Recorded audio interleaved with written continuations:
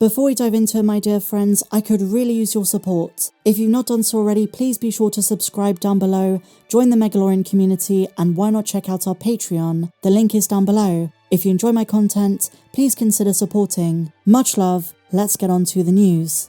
We begin with an Ahsoka Season 2 rumour that's been making the rounds. This is stuff we've heard before, and I do think we should take it with a pinch of salt because I see this as a wild guess and nothing concrete. I've seen outlets run with this as if it's official fact. I think it's likely, and we've spoken about it before. Daniel RPK has said, the recasting process for Baylan Skoll has begun. After the passing of Ray Stevenson, Dave Filoni remained adamant that Baylan is going to appear in Season 2. This, I think, is true. They're looking for a man in his 50s or 60s who resembles Ray, obviously has the cadence, and fans have had plenty of suggestions and theories as to who they think this should be. And an even bigger rumour is that Abeloth, the mother, one of the Mortis gods from Legends, is making her way into canon in Season 2.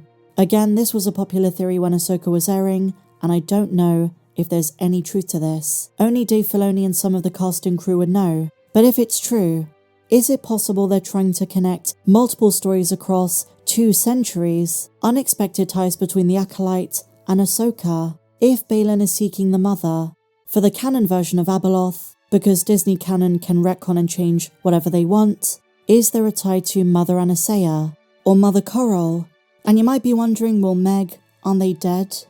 Well, it seems like it, but remember the Witch Coven in the 3rd episode seems to have an unnatural connection to the dark side of the Force. They can manipulate midichlorians, so maybe there is something regarding immortality or greater strength within the Force.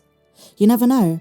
You might say I'm crazy, but this is a connection I can definitely see them making. There is a big question mark over the importance of the Witch Coven and their ties to the dark side. Did one of the mothers literally become the bringer of chaos and have something to do with Mortis? Some have said that Qimir's helmet looks like he might be a follower of Abeloth. Considering Dave Filoni did have a hand in the creation of this show and some of the biggest decisions that Leslye Headland made, is it possible there is an overarching connection that has yet to make itself manifest? And how would fans react to this? Well, that brings us on to our next topic.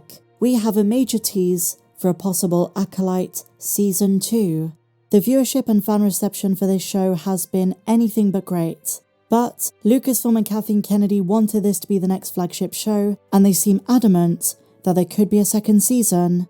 And it seems like if you were hoping for a conclusive ending to Qimir's story, you're probably not going to get it. So this is what she was asked. You mentioned a possible Season 2, so not knowing when you crafted this how many seasons you were going to get, did you craft a firm season finale ending like Obi-Wan Kenobi? Or is it teeing up more story to come, like the way Ahsoka ended its 1st season? And Leslye says this, something I've noticed is 1st seasons will end on what should have been the break into Act 2. It feels like everyone's really expecting to get a 2nd season, and I don't feel like that's a good idea.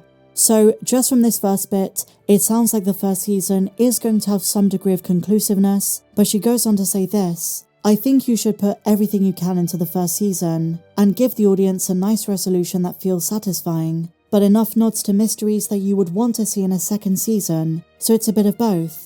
You don't want to leave it so wrapped up that like Obi-Wan or a standalone miniseries there's no reason to watch a 2nd season, but I think there's enough stuff in the last few episodes that you would want to have answered. And in terms of where she is in writing Season 2, I threw everything into Season 1, because who knows what's going to happen. And here's a major reveal, and then I would say there are 4 to 5 major mysteries and plot points that have to get hit in Season 2. But until we get a proper pickup, I worry that spending a lot of time in that world, especially being in a period where I've worked so long on this project, that honestly I'm exhausted by it coming out. So she does have more ideas, but right now she is not focused on it. And I do think fan reception, overall viewership, is going to dictate if it gets a Season 2. I'm kind of baffled Book of Boba Fett, which did much better in the ratings, and viewership, didn't get a Season 2. Right now they seem to be focusing on Ahsoka's 2nd season. And Leslye Headland in this interview does seem to tease, Qimir is not going to die. They call him the Stranger, and it sounds as though there is much more story planned for him if this does get a Season 2. Let's wait and see. Now, a very interesting fan debate that's been going on since Episode 5 Night is, did the lightsaber fights top or meet the level of Duel of the Fates? Hell no! No! That's what Leslye Headland was hoping to meet. I would say no. The lightsaber fight, in particular between Jekylon using Jar-Kai and Qimir, was epic, really awesome. Did it reach the level of Maul vs Qui-Gon and Obi-Wan? I'm gonna say not even close. There is a tinge of bias, because the music of that scene makes it incredible, but also Nick Gillard's choreography is just second to none. For me, Duel of the Fates is still one of the best lightsaber duels in the entirety of the Star Wars saga. The fights in Episode 5 were certainly impressive, maybe the best in recent shows, but certainly not reaching the heights of Episode 1 The Phantom Menace. Just my perspective. Visually impressive though, and they should continue aspiring and aiming for the prequel level of choreography as a benchmark, because if this is the new standard, we're in for a treat. But this is what Leslye Headland said. Inspiration for the fights came from Duel of the Fates and the train station from The Matrix. Those are the two that you're like, someday we'll reach for immortality. But we were hoping this had a Duel of the Fates type feeling to it.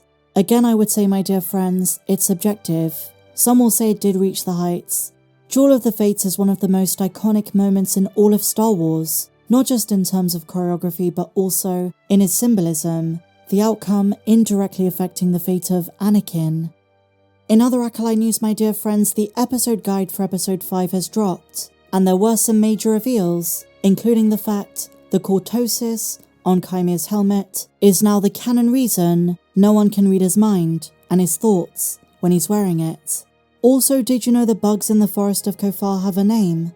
Umbra moths, and a group of them is an eclipse. How appropriate. They also confirmed something else we suspected. Qimir uses a unique style of combat, Trakata. It's not appeared anywhere in canon outside of the Clone Wars and now the Acolyte, but it's well documented in Star Wars legends. So you might be wondering, well Meg, what is it? To put it simply, it's a form of lightsaber combat developed for taking advantage of a lightsaber's ability to be turned on and off. A unique quality in a melee weapon, used since the days of the Old Republic. It was meant to confuse one's opponent and allow for a diversionary feint in combat. It was usually combined with Jar-Kai. In other Star Wars news, my dear friends, bad news for the Rey movie. According to bestbinbulletin.com, it might not film this year. It just feels as though whenever there is some big news for Star Wars movies, it's bad. And this time, it appears as though the Rey movie might have to wait.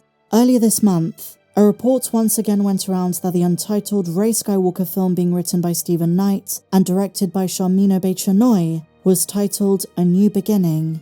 The report also included a filming date of September of this year. Bespin say this is probably not the case. Months ago, they asked their sources about filming on the project and were told it was probably no longer going ahead with the calendar year of 2024. So it's probably not going to make 2026 as a release date, delaying the movie even further. And when the September rumours started making the rounds, they once again asked their sources about the status of the movie and they said this: it is not on the calendar for this year.